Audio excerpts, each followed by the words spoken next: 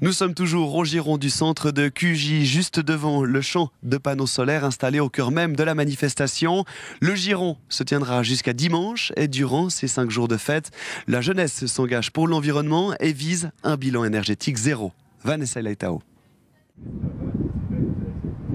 Ceci n'est pas une piste de danse ni un nouveau stand, mais bien 134 panneaux solaires.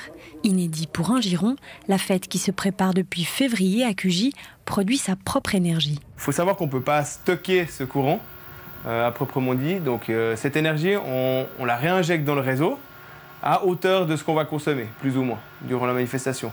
Donc on fait un espèce de stockage virtuel. 15 000 kWh, c'est la consommation en électricité estimée pour les 5 jours de manifestation, soit l'équivalent de 4 ménages suisses pendant une année. L'énergie produite sur place vise à couvrir les besoins pour la fête, mais aussi pour le camping. Alors on va offrir aux gens la possibilité de se connecter sur notre réseau et d'utiliser l'électricité qu'on va produire au niveau de notre solaire pour que les gens n'utilisent pas de génératrices afin de ne pas émettre de CO2. Cela fait une dizaine d'années que les organisateurs de Giron Jeunesse tentent de diminuer leur empreinte écologique.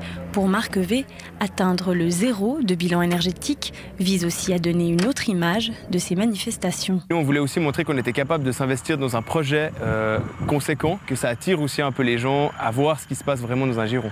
Parce qu'il n'y a pas que l'alcool. Évidemment, il y a les sports, il y a toute la partie de construction, de logistique qui se met en place. Et ça, faut que les gens comprennent aussi que c'est les jeunes qui le font. Un projet rendu possible grâce au soutien de 5 entreprises locales qui ont prêté les installations électriques ainsi que les 228 mètres carrés de panneaux photovoltaïques.